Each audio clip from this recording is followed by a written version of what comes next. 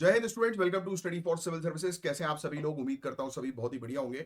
So guys, आज है 9 जुलाई 2025 और आज के करंट अफेयर्स को हम लोग कवर करने वाले हैं। आप में से जो भी स्टूडेंट्स यूपीपीसीएस, यूपीएससी, बीपीएससी या किसी भी स्टेट पीएससी की तैयारी कर रहे हैं तो लेक्चर को एंड तक जरूर देखिएगा, क्योंकि यहाँ पर वो सभी न्यूज हम लोग कवर करते हैं जो आपके एग्जामिनेशन के लिए इंपॉर्टेंट होती हैं। और गाइज, ये है हमारे ज्ञान सर, और ज्ञान सर का स्पेशल पेड बैच ज्वाइन करने के लिए आप इन दिए गए नंबर पर कॉन्टैक्ट कर सकते हैं। आपके लिए हमारे पास है UPPCS, BPSC, UKPSC, RO ARO, BEO, UP triple SC exam और इवन हरियाणा, राजस्थान, छत्तीसगढ़ के कंप्लीट कोर्स, जहां पर जीरो से लेकर सिलेक्शन तक की प्रॉपर जो है वो तैयारी करवाई जाती है। और लेटेस्ट सिलेबस, लेटेस्ट ट्रेंड को ध्यान में रखते हुए यहाँ पर तैयारी होती है। तो फटाक से इस नंबर को सेव कर लो या स्क्रीनशॉट ले लो और इस नंबर पर आप कांटेक्ट करके कोर्सेज को ज्वाइन करो और तैयारी अपनी मजबूत बनाओ। और गाइज, ये है आज के टॉपिक्स जिनको एक एक करके हम लोग जो है वो डिटेल में जो है वो कवर अप करेंगे। तो ये सब टॉपिक्स हैं हमारे आज के। और अपने साथ पेन और पेपर लेकर बैठिए, स्पेशली वो स्टूडेंट्स जो पहली बार इस सेशन को जो है वो देख रहे हैं, क्योंकि यहाँ पर मेनली आपको फोकस करना है उन चीजों के ऊपर जो मैं आपको पढ़ा रहा हूँ। पहली चीज, कॉन्सेप्ट्स क्लियर करने हैं, और साथ ही साथ जो टॉपिक्स में मैं आपको लिखवाऊंगा वो आपको नोट डाउन करना है, क्योंकि वही चीज होने वाली है जो आपके एग्जामिनेशन में आपसे पूछी जाएंगी। राइट? तो मैं आप लोग के एक बार पहले कमेंट जो है वो देख लेता हूं, फिर हम आगे बढ़ेंगे, सेशन को स्टार्ट करेंगे। तो आयुषी सिंह का आंसर आया है, बहुत बढ़िया आयुषी, वेरी गुड। दीप शिखा सिंह, वेरी गुड। कुशल सिंगल, आपने भी रेगुलरिटी मेंटेन कर दी है, बहुत बढ़िया। कुशल का एक मैसेज आया है कि जब से नया सेटअप चालू हुआ है तब से साउंड में जो है वो इश्यूज आ रहे हैं। बट यार, मैं चेक कर पा रहा हूँ, जैसे मैंने कल आपने बोला तो मैंने चेक भी किया और रेगुलर बेसिस पर मैं चेक भी करता हूँ, साउंड तो ठीक है। बट मैं आपको एक चीज बताता हूँ, यूट्यूब का कुछ इशू है, कुछ कुछ डिवाइस में जो है वो लो साउंड ये प्रोवाइड कराता है। बट फिर भी आप में से दूसरे स्टूडेंट्स भी प्लीज कंफर्म कर दीजिएगा कि साउंड में कोई इशू आ रहा है क्या। बाकी मेरे साइड से तो मैं चेक कर रहा हूँ अपने लेक्चर्स को प्ले करके, तो ऐसा कोई इशू तो बता नहीं रहा है। बट मैं चाहूंगा कि मेरे जो दूसरे रेगुलर स्टूडेंट्स हैं वो भी एक बार चेक करके मुझे कमेंट बॉक्स पे बता दें कि साउंड में कोई इशू तो नहीं है। वैसे क्लैरिटी तो आ रही है, पहले के कंपैरिजन में मुझे तो ज्यादा बेटर लग रहा है अभी। राइट? बाकी कुछ इशू है तो फिर भी मुझे बता देना, अपन और कुछ चेंजेस जो है वो कर लेंगे अगर कोई टेक्निकल हुआ तो। वैसे तो मुझे तो नहीं लग रहा कोई हो रहा है। इसके अलावा विजय कुमार जी, मेरे ख्याल से आप जो है वो अभी ज्वाइन किए हैं, आपका पहला ही ये मैसेज आया है इसमें हमारे पास, जिसमें आपने लिखा है कि एक महीने की 166 पेज का इतना करंट अफेयर्स कौन तैयार कर पाएगा एक साल में? कितने पेज होगा, कोई सीमा नहीं है करंट अफेयर्स की, हिसाब से कराओ भाई। तो देखो भाई, मैं आपसे ये बोल रहा हूं कि होता क्या है, सिविल सर्विसेज की प्रिपरेशन वास्ट प्रिपरेशन है, राइट? और मैंने आपको, आपने अगर ध्यान दिया हो तो मैंने आपसे क्या बोला है कि जो चीज मैं लिखवाऊंगा वो नोट डाउन करो, और मैं सिर्फ उतनी चीज लिखवाता हूं हार्डली आधे पेज की होती है।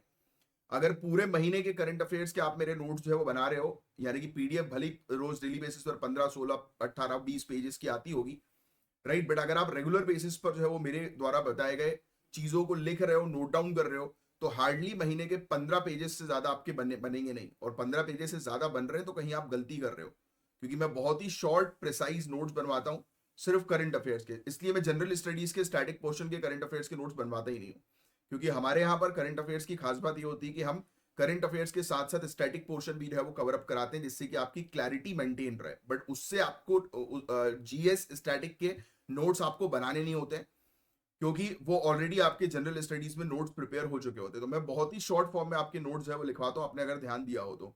अगर नहीं तो आप रेगुलरली फॉलो करिए, और जितना मैं बता रहा हूं सिर्फ उतनी चीजें नोट डाउन करिए, वही आपके काम की होने वाली है। Got it? फिर अनुपमा, वेरी गुड, आपके भी आंसर्स आ रहे हैं। नहीं अनुपमा, 15 टू 59 ईयर्स ये एज हम लोग को जो है वो देखने को मिलती है, वर्किंग पॉपुलेशन की जो है वो एज होती है, right?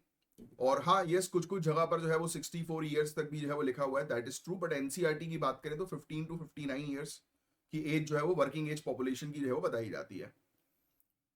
Isha Thakur, very good, बहुत बढ़िया। दीपांशी, बहुत बढ़िया। श्वेता यादव, गोल्डी एलेक्स, आयुष गुप्ता, बहुत शानदार, बहुत शानदार। ऐसी बस रेगुलरिटी मेंटेन करो, जो चीज मैं बीच में पूछता रहता हूं उससे रिलेटेड जो है वो आंसर्स देते चलो। चलिए, तो बिना समय वेस्ट किए हम लोग टॉपिक को जो है वो स्टार्ट करेंगे। हम बात करने वाले हैं बहुत ही इंपॉर्टेंट टॉपिक की, बहुत ध्यान से सुनना। एक ऐसे ग्लोबल इनिशिएटिव की बात करेंगे जो सिर्फ हेल्थ से नहीं बल्कि इकोनॉमी और सस्टेनेबल डेवलपमेंट गोल तक डायरेक्टली लिंक्ड है। हमारा टॉपिक है वर्ल्ड हेल्थ ऑर्गेनाइजेशन का 3x30 इनिशिएटिव। लिख लीजिए, 3x30 इनिशिएटिव।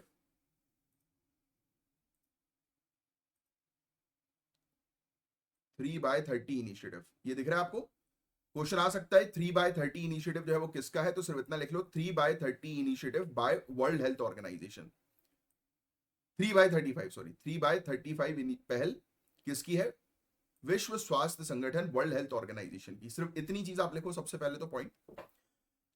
3/30 इनिशिएटिव का मेन ऑब्जेक्टिव है टोबैको, एल्कोहल और शुगरी ड्रिंक्स यानी कि कोल्ड ड्रिंक्स वगैरह होती हैं, इन पर टैक्स बढ़ाकर इनकी रियल प्राइस को 2035 तक 50% तक बढ़ाना। पॉइंट टू बी नोटेड, पूरी चीज लिखी है, ये पूरा पॉइंट जो है वो एज इट इज जो है वो लिखिए। इसका मेन एम क्या है कि प्राइजेस जो है वो टोबैको, अल्कोहल और शुगरी ड्रिंक्स के है वो बढ़ाना एटलीस्ट 50% तक 2035 तक, राइट। और ये किसके थ्रू होगा, ब्रैकेट में लिख लेना, वाया टैक्सेस, राइट। टैक्स बढ़ाकर इन सब चीजों की प्राइजेस इंक्रीज करना। क्यों? क्योंकि ये स्वास्थ्य के ऊपर बहुत बुरा असर जो है वो डालते हैं। जो कोल्ड ड्रिंक्स हुई, अल्कोहल तो आप जानते ही है, टोबैको तो आप जानते ही हैं। इवन मैं भी अभी कुछ चीज जो है वो प्लान कर रहा हूं, बहुत जल्दी जो है आप लोग को जो है बताऊंगा कि इसी से रिलेटेड एक इंडस्ट्री में जो है वो मैं एंटर कर चुका हूँ, राइट। टोबैको इंडस्ट्री नहीं, बट हाँ उसी से एसोसिएटेड है कुछ, बट वो हेल्दी है, मतलब एक हेल्दी ऑल्टरनेटिव की तरफ जो है वो मैं आगे बढ़ रहा हूँ, राइट। बहुत जल्दी बढ़ा, हालांकि वो प्रोजेक्ट जो है अभी है हमारा 6-8 महीने के बाद जो है वो प्रोजेक्ट लॉन्च होगा, बट उस पर अब काम करना शुरू कर दिया है, यानी कि R&D करना शुरू कर दी है, टेस्टिंग उस पर जो है वो चालू हो गई है। तो एक इनिशिएटिव आएगा, वो आप लोग को खुशखबरी दूंगा उससे रिलेटेड भी। एनीवेज, तो ये चीज जो है आप लिख लो, सिर्फ इतनी चीज आपको नोट डाउन करनी है, बस दैट्स इट, कि वर्ल्ड हेल्थ ऑर्गेनाइजेशन ने 3/35 इनिशिएटिव में ये ऑब्जेक्टिव रखा है। 3/35 मतलब 2035 तक, है ना। हमें जो है वो क्या करना है, तीन चीजें, 3/35 तीन चीजें कौन सी? अल्कोहल, टोबैको और शुगरी ड्रिंक्स जैसी कोल्ड ड्रिंक्स वगैरह, इन पर कितना टैक्स बढ़ाना है? 50% तक इनकी रियल प्राइसेस को इंक्रीज कर देना है टैक्सेस के थ्रू। आपको क्या लगता है कि टोबैको पर टैक्स बढ़ाने से सिर्फ हेल्थ बेनिफिट होगा या रेवेन्यू भी बढ़ेगा? बताओ। ऑब्वियसली बोथ, हेल्थ बेनिफिट भी होगा और सरकार का रेवेन्यू भी बढ़ेगा। हालांकि ये किया भी है सरकार ने काफी सालों से, इंडियन गवर्नमेंट ने ये चीज जो है वो करी है, इन सब प्रोडक्ट्स के ऊपर जो है वो टैक्सेस इंक्रीज किए हैं, राइट। जिससे कि लोग जो है ये प्रोडक्ट्स को या तो कम कंज्यूम करें या तो छोड़ ही दें, क्योंकि ऑब्वियसली बात है जब पॉकेट पे पड़ती है, जेब पर बात आती है, तो अच्छे अच्छे लोग जो है वो सीख जाते हैं।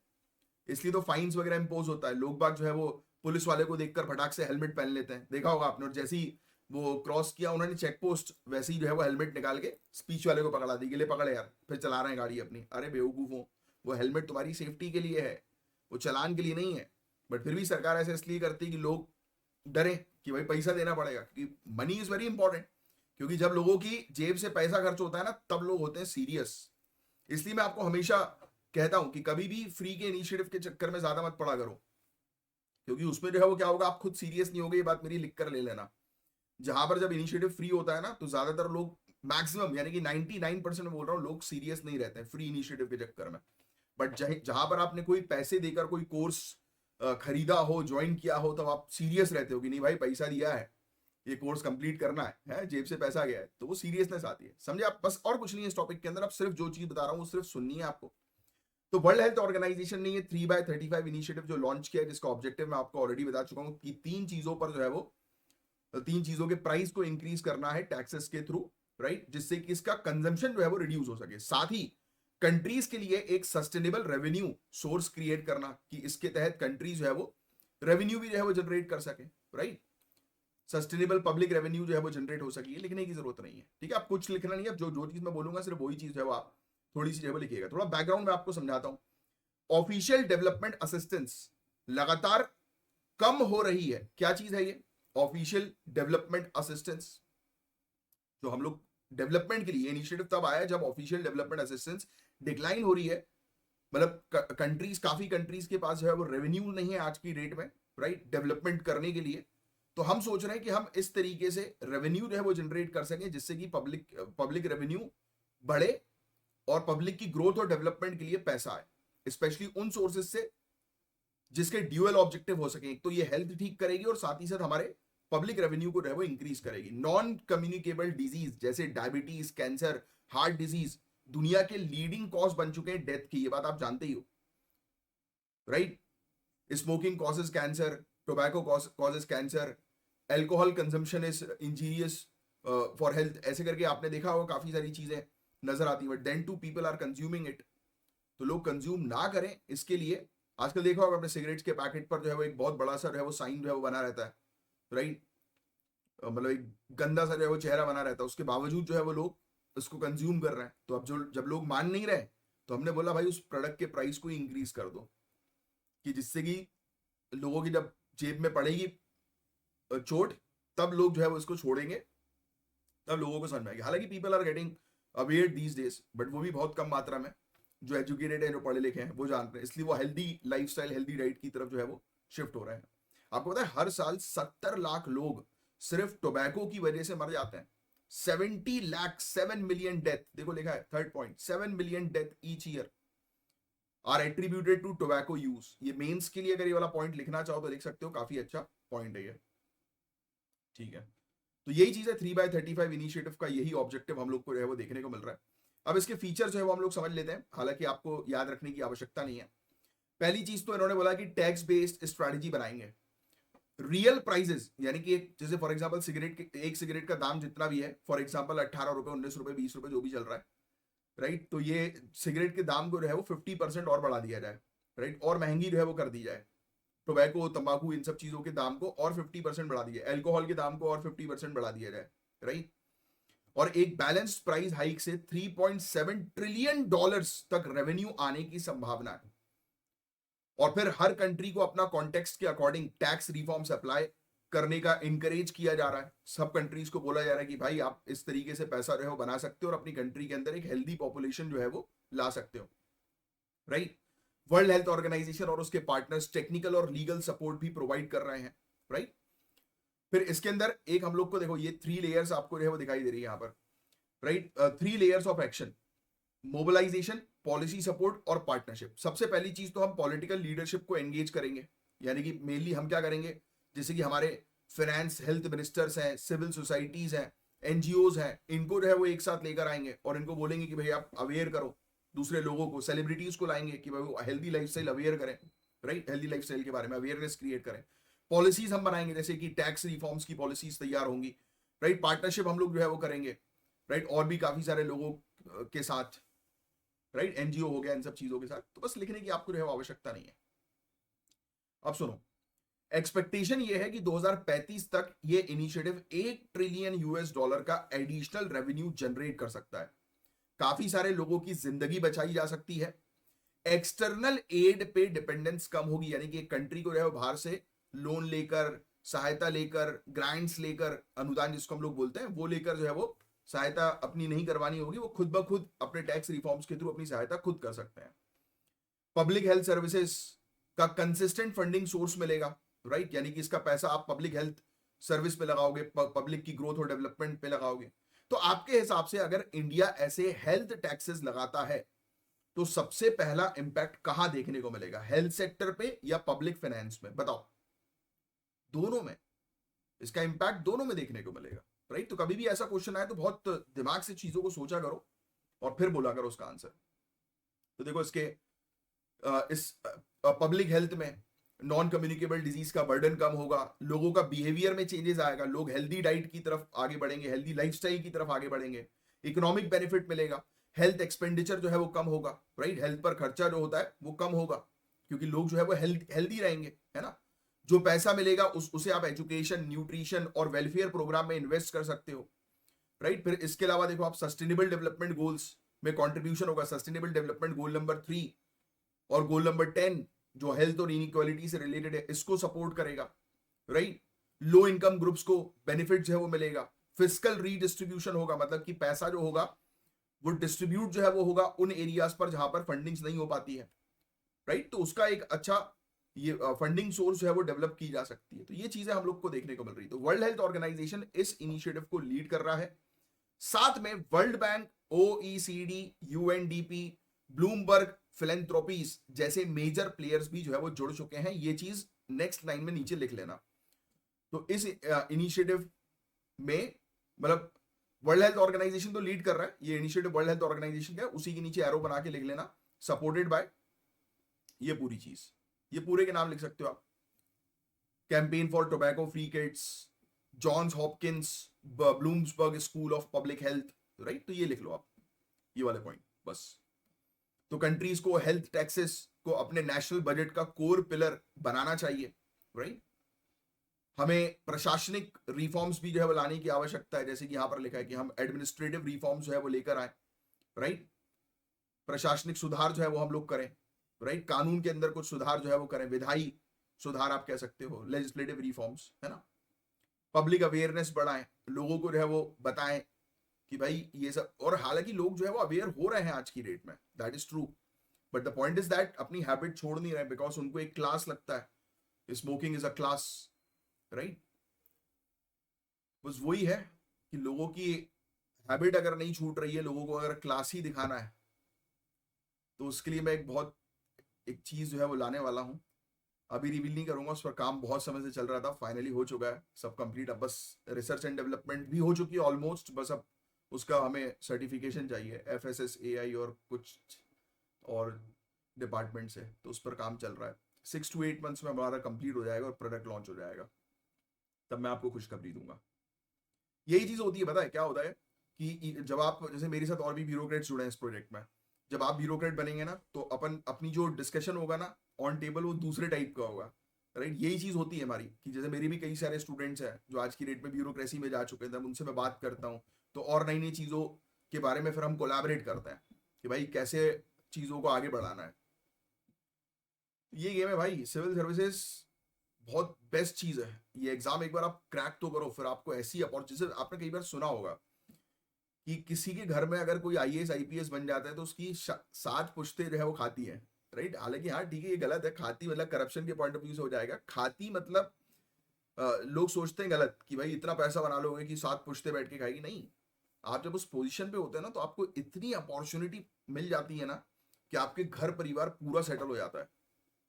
आप अपने जितने भी लोग हैं आपके घर परिवार में, उनको एक अच्छी पोजीशन पर जो है वो ला सकते हो, क्योंकि आप पॉलिसी मेकर हो, आपको पता है कि आने वाले 5 ईयर्स में कौन सा सेक्टर ग्रो करेगा, तो आप उस सेक्टर के हिसाब से अपने लोगों को वहां पर भेज देते हो। So this is how income generates.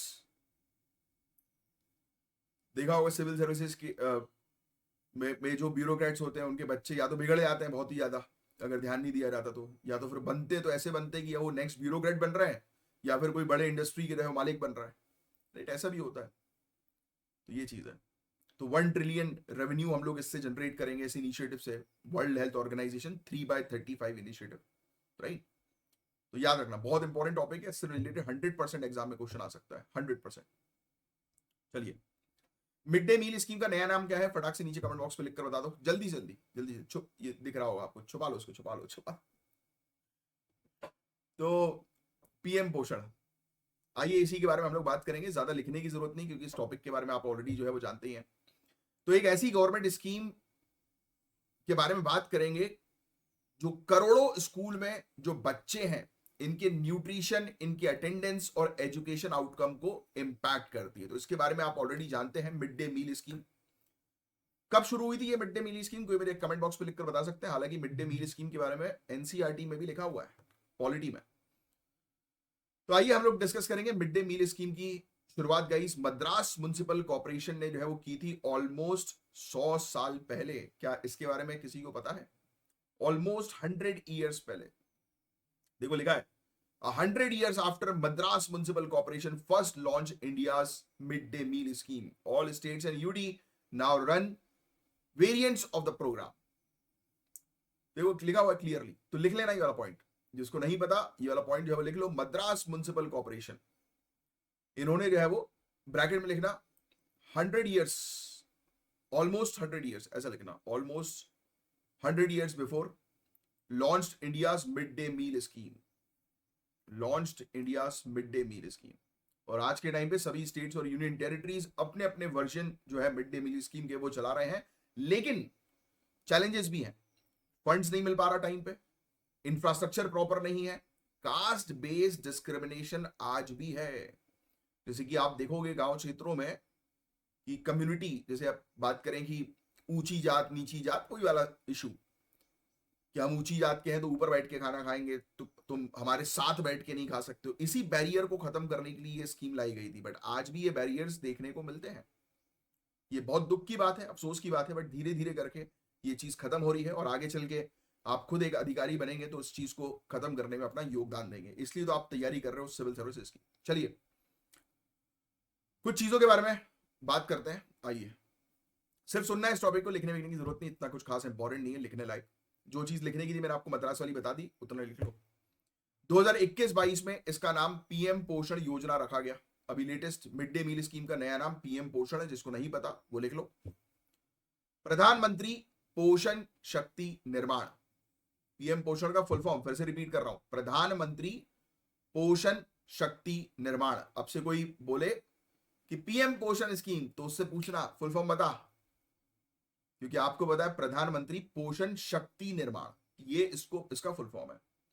ये अब समग्र शिक्षा अभियान और पोषण अभियान का हिस्सा जो है वो बन चुका है। मेन ऑब्जेक्टिव ये है कि लगभग 11-12 करोड़, यहां पे लिखा 11 करोड़ 80 लाख, ठीक है, लगभग 11, ये देखो 11 करोड़ 80 लाख बच्चे जो हम लोग को देखने को मिल रहे हैं, लगभग 11.5 लाख गवर्नमेंट स्कूल्स में हर दिन एक हॉट कुक्ड न्यूट्रिशियस मील जो है वो देना, इसका ऑब्जेक्टिव जो है वो बना है।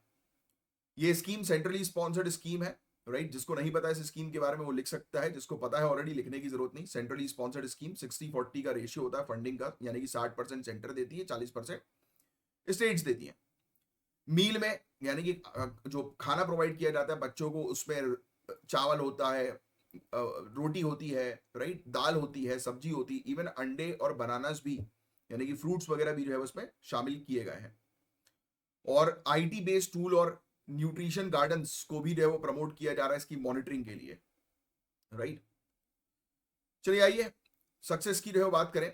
2024 में 31 स्टडीज का रिव्यू जो है वो किया गया। रेगुलर मील से एनरोलमेंट और अटेंडेंस में बड़ा फायदा मिला, क्योंकि ऑब्वियस ही बात है कि पेरेंट्स है, गरीब पेरेंट्स है, उनको खुद को 2 वक्त की रोटी नसीब नहीं हो रही, तो वो सोचते हैं कि अरे वाह यार, सरकार जो है वो इतना अच्छा प्लान जो है वो लेकर आई है, तो हम एक काम करते हैं, अपने बच्चे को स्कूल भेज देते हैं, एटलीस्ट वो खा पी पाएंगे। तो उन्होंने अपने बच्चे को स्कूल भेजा, किस ऑब्जेक्टिव से, कि खाना मिल जाएगा यार बच्चे को।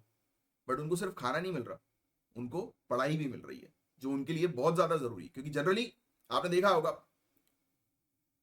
कि जो गरीब पेरेंट्स अपने बच्चों को बचपन से ही काम में लगा देते हैं। क्यों? पैसे जरूरी है, इनकम जरूरी है, और पैसे से खाना।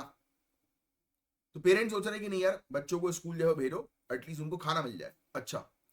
और अब सिर्फ पेट भरने वाला खाना नहीं है, पीएम पोषण के अंदर न्यूट्रिशन पर ध्यान दिया जा रहा है। न्यूट्रिशन इज वेरी इंपॉर्टेंट, जो आपको ध्यान में रखना है। स्टेट्स है जैसे कि तमिलनाडु, वहां पर बच्चियों की, गर्ल्स की अटेंडेंस जो है वो इंक्रीज हुई है, और ड्रॉप आउट रेट जो है वो घटे हैं। काफी सारे बच्चे के लिए मिड डे मील स्कीम जो है वो सिर्फ इकलौता एक दिन का खाना जो है वो नहीं है, बल्कि कॉन्सेंट्रेशन और लर्निंग आउटकम्स जो है वो बढ़ रहा है। तो ये इसके फायदे हैं, ये बहुत बेसिक से फायदे हैं जो मैंने भी आपको बताया, उतना आपको ध्यान में रखने की जरूरत नहीं है। ऐसा यहाँ पे लिखा हुआ है। जैसे तमिलनाडु की बात करें, चीफ मिनिस्टर ब्रेकफास्ट स्कीम जो है वो शुरू हुई तमिलनाडु में, अब 17.5 लाख से ज्यादा बच्चों को कवर करती है। केरल के अंदर अगर हम जो है बात करें, आप देख सकते हो एग फ्राइड राइस ये प्रोवाइड किया जा रहा है, माइक्रो ग्रीन्स प्रोवाइड किए जा रहे हैं, यानी कि अच्छी न्यूट्रिशियस फूड जो है वो प्रोवाइड किया जा रहा है। केरल का मॉडल कम्युनिटी पार्टिसिपेशन पे बेस्ड है, हाइजीन और एक्सेप्टेबिलिटी दोनों को जो है वो बढ़ा रहा है, राइट। हाइजीन को बढ़ा रहा है, कम्युनिटी को बोल रहा है कि सभी लोग जो है वो सामने आए। But the main issue is funding, पैसा। यूपी और केरल के टीचर्स खुद के पैसे से मील जो है वो चला रहे हैं। सोचिए आप, ये स्थिति है, क्योंकि फंड्स टाइम पे नहीं आ रहे, टीचर्स खुद ही जो है वो कंट्रीब्यूट करके। ये अच्छी बात है, बट बुरी बात भी है, क्योंकि टीचर्स का लाइवलीहुड फिर क्या होगा? टीचर्स को परेशानी हो जाएगी, उनके पास पैसा नहीं होगा, तो वो अपने घर परिवार कैसे चलाएंगे, है ना। तो इस चीज को रखना बहुत जरूरी है, क्योंकि एक इंसान जो है वो तभी कोई चीज जो है वो कर पाएगा जब उसके पास खुद फंडिंग आए, खुद पैसा आए।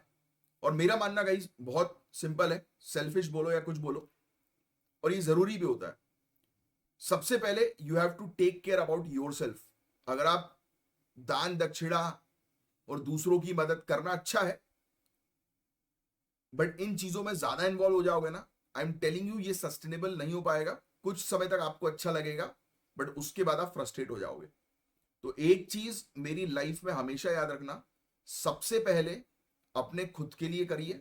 जब आपका खुद का पेट भरा होगा ना, तब दूसरों के पेट भरने में आपको सुकून और मजा आएगा। जब खुद का पेट नहीं भरा होगा तो कुछ दिनों तक आपको सुकून मजा आएगा, उसके बाद आप फ्रस्ट्रेट होने लगोगे कि अरे यार मेरी ग्रोथ और डेवलपमेंट तो हो ही नहीं रही। तो हेल्प करो बट लीन मत हो। सिविल सर्विसेज की तैयारी कर रहे हो, ऑब्वियसली आपका कोई फ्रेंड भी आपके साथ तैयारी कर रहा है, दैट डजंट मीन कि आप उसी को कॉन्सेप्ट बैठा बैठा के समझा रहे हो। First clear this examination, then teach other people और गाइड अदर पीपल, राइट। मैंने देखा है अक्सर लोग जो है वो गलतियां बहुत करते हैं अपनी लाइफ में, अपनी चीजों को प्रायोरिटी में ना रखकर दूसरों की चीजों को रख रहे हैं कि अरे यार वो दोस्त बुरा मान जाएगा, शादी में नहीं गया उसकी तो, अरे यार दोस्त ने बर्थडे पार्टी में बुलाया है, दोस्त के घर जाना जरूरी है। क्यों भाई? मतलब तुम्हारे लिए सिविल सर्विसेज जरूरी नहीं है। अपने आप को हमेशा एनालाइज किया करो। अगर किसी ने बुलाया है तो भगते मत चले जाओ कहीं पे भी, ये सोचकर वो बुरा मान जाएगा। परिवार में, अरे यार परिवार में बुआ बुरा मान जाएगी, उनके यहाँ शादी में नहीं गए, मानने दो, भाड़ में जान दो दुनिया को। पहले तुम अपनी प्रायोरिटी सेट कर लो कि मुझे ये चीज करनी है, क्योंकि that will going to help you and your parents. वो हेल्प करेगा तुम्हें और तुम्हारे पेरेंट्स को इन फ्यूचर। आज 2 मिनट के लिए लोग नाक मुंह फुला के बैठ जाएंगे, बट जिस दिन आईएएस, आईपीएस, एसडीएम, डीएसपी इस पोजीशन पे बैठे होंगे ना, तो ये वही लोग होंगे जो आकर बोलेंगे कि हमें तो पहले से ही पता था कि ये लड़का कुछ कर जाएगा, ये लड़की कुछ कर जाएगी। आज की डेट में जितने भी तुम्हारे खिलाफ है ना, होने दो, मुस्कुराओ, किसी को जवाब मत दो, सिर्फ अपनी प्रायोरिटी सेट करके काम करो। लो, बजट बहुत कम है इस चीज में, देख सकते हो आप। 6 रुपए से 10 रुपए मिलता है एक बच्चे के लिए हर दिन के लिए। सोचो आप, मात्र 6 रुपए से 10 रुपए। एक बॉइल्ड एग खरीदने जाओ मार्केट में तो आप देखते हो कि 10 रुपए का बॉइल्ड एग जो है वो मिलता है। 10 रुपए मैं अपने दौलत के लिए लेके आता हूँ, यही बैठा हुआ है दौलत मेरा, क्यूट सा लैब्राडोर है, तो मैं उसको खिलाता हूँ, लेके आता हूँ उसके लिए। तो मुझे पता है भाई, अब यहाँ तो आपको पूरा पका हुआ भोजन मिल रहा है। आप कहीं बाहर भी जाते हो तो 40 रुपए में आपको जो है वो पूरी सब्जी मिलती है कि नहीं? 30 से 40 रुपए एक्चुअल कॉस्ट है, देखो लिखा हुआ है, बट मिल कितना रहा है? मात्र 6 से 10 रुपए। अंडे, मिल्क, एलपीजी, इन सब का कॉस्ट सेंट्रल फंडिंग में कवर्ड नहीं है भाई। गैस भी तो चल रही है। सिर्फ सब्जी भाजी लाके थोड़ा ना बच्चों को कच्चा खिला दोगे, पकाना भी तो है, उसके लिए गैस चलती है। कास्ट डिस्क्रिमिनेशन होता है, दलित कुक को रिप्लेस करने की डिमांड होती है कि नहीं, हमारा बच्चा जो है वो उसके हाथ का खाना नहीं खाएगा जो नीची जात का है। ये कौन सी बात हुई भाई? यही तो तोड़ना है इस स्कीम के तहत। इस स्कीम का ऑब्जेक्टिव सिर्फ ये नहीं है कि बच्चों का पेट भरना है, कास्ट डिस्क्रिमिनेशन तोड़ना है, एजुकेशन लेवल को एनहेंस करना है, न्यूट्रिशन प्रोवाइड कराना है जनता को, उस पर भी टारगेट हो गया है, और भी काफी सारी चीजें। साउथ इंडियन स्टेट्स को सिर्फ बेसलाइन फंडिंग मिलती है, कुछ नॉर्थ इंडियन स्टेट्स को ज्यादा मिलती है, राइट। तो कई बार स्टेट्स के बीच में भी हम लोग को फंडिंग्स को लेकर डिस्क्रिमिनेशन हम लोग को देखने को मिलता है। ये स्कीम फॉलो करती है one size fits all model, local dietary needs को देखती नहीं है, महंगाई का लेवल क्या चल रहा है उसको नहीं देख रही। स्टेट जैसे कि ओडिशा, इन्होंने शामिल किया मिलेट्स, वेरी इंपॉर्टेंट, जरूरी है, न्यूट्रिशन के लिए बहुत जरूरी है, बट हर जगह उसको इंकरेज नहीं किया जा रहा है। That is the issue. यही चीजें हैं, काफी सारे स्कूल्स के अंदर एक कुक जो है वो प्रिपेयर कर रहा है 500 बच्चों के लिए मील्स, तो सोचो कितना बर्डन है। टीचर्स केरल के अंदर देखो, मैंने बताया था ना आपको, खुद ही स्पेंड कर रहे हैं। तो ये सब चीजें हैं। कास्ट का इश्यूज भी हम लोग को जो है वो लगातार देखने को मिल रहा है। कुछ स्टेट्स को ज्यादा फंडिंग मिल रही है, कुछ को कम मिल रही है, दैट इज द इशू। तो हम लोग को फंडिंग के नॉर्म्स जो है वो रिवाइज करना जरूरी है, क्योंकि अल्टीमेटली कहानी कहां पर आकर अटकती है? पैसों में। तो हमें उस रेवेन्यू को जो है वो सही करना बहुत जरूरी है, राइट। स्ट्रिक्ट डेडलाइन जो है वो रखो कि इतने टाइम तक, महीने में इस डेट पर पैसा जो है वो स्कूल को पहुंचना है, मतलब पहुंचना है, क्योंकि पैसा पहुंचेगा तभी तो काम आगे बढ़ेगा। पैसा ही नहीं पहुंचेगा तो काम कैसे आगे बढ़ेगा? मेन्यू प्लानिंग डिसेंट्रलाइज करो भाई। उस लोकल एरिया में जो लोकल डाइट है लोगों की, अब ऑब्वियस ही बात है, साउथ इंडिया में रहने वाला व्यक्ति रोटी नहीं खाता, नॉर्थ इंडिया में रहने वाला व्यक्ति हमेशा इडली सांभर नहीं कर पाएगा। होती भाई, लोकल लोगों की डाइट्स होती हैं। जो लोग लोकलाइट्स होते हैं भाई, उनकी डाइट वो रहती है, बनी हुई आ रही है, जो घर में वो खा रहे हैं। अब उनको आप दूसरी चीज खिलाओगे तो अब भाई अंडा है, वेजिटेरियन लोग अंडा नहीं खाते, राइट? अब आपने रख दिया उनकी थाली में अंडा, तो इससे ऑब्जेक्टिव फुलफिल होगा क्या? बल्कि कम्युनिटी और भड़क जाएगी, तुम क्या कर रहे हो, धर्मश कर रहे हो हमारा, राइट? ये चीज, तो इन सब चीजों को टैकल करना जरूरी है, और हाइजीन मेंटेन रखना बहुत जरूरी है। ऐसा नहीं होना चाहिए, लोग बच्चे बीमार भी पड़े, काफी केसेस ऐसे भी आए, खाने में छिपकली गिर गई, उसी खाने को कर दिया। अपरिचित पिक्चर किसी ने देखी हो तो, वो तो ट्रेन का इंसिडेंट था कि छिपकली हटाओ खिला दो, जैसा वैसा नहीं भाई, खाना खिलाना एक धर्म का काम है। और रही बात, पता है मुझे क्या लगता है, अब देखो जो चीज अब मैं बताऊंगा दैट इज इंपॉर्टेंट, जो आप मेंस में लिख सकते हो, दैट इज एन आइडिया जो मैं आपको दूंगा, जो दूसरों की कॉपीज में नहीं होगा, सिर्फ उनकी कॉपीज में होगा जो सीरियसली मेरे लेक्चर्स को देख रहे हैं। हमारी कंट्री के अंदर कितने सारे रिलीजियस इंस्टीट्यूशन है जो डेली बेसिस पर खाना खिलाते हैं, भंडारा करवाते हैं। क्या हम उन रिलीजियस इंस्टीट्यूशन को इसके साथ लिंक नहीं कर सकते? डेफिनेटली कर सकते हैं भाई। अब जैसे इस्कॉन, इस्कॉन की बात कर लो आप, चले जाओ आप, गुरुद्वारे की बात कर लो आप, चले जाओ आप, रेगुलर आपको खाना मिलेगा। क्या ये रिलीजियस इंस्टीट्यूशन के साथ लिंक नहीं हो सकता? हो सकता है, बट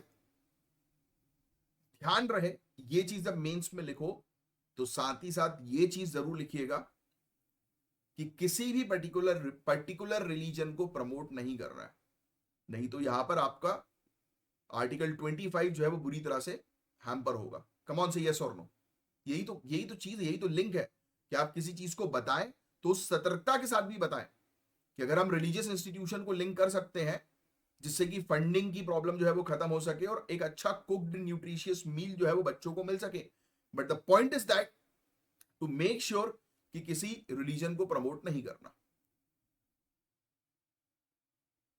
कि धर्म का काम है खिलाना, तो वो उस ऑब्जेक्टिव से है वो खिला दिया जाए। या जो भी रिलीजियस इंस्टीट्यूशन खुद से अप्रोच करना चाहे, मोस्ट वेलकम, बट उसको उस पर्टिकुलर एजुकेशनल इंस्टीट्यूशन का वो नहीं बनाना है symbol. Are you getting this? क्योंकि वो सिंबल बनेगा तो फिर जो स्टेट रिलीजन को जो सपोर्ट करती है वो वाला, क्योंकि देखो हम किसी पर्टिकुलर रिलीजन को सपोर्ट नहीं करते, हम सभी रिलीजन को सपोर्ट करते हैं, तो हम वेलकम करें, बट उस चीज को सिंबलाइज ना होने दें, उस पर ठप्पा जो है वो, मोहर जो है वो नहीं लगनी चाहिए। तो इससे बहुत सारी प्रॉब्लम सॉल्व हो सकती है। तो पीएम पोषण सिर्फ एक फूड स्कीम नहीं है, ये एक फाउंडेशनल पॉलिसी है एजुकेशन, हेल्थ, इक्विटी के लिए और इक्वलिटी के लिए।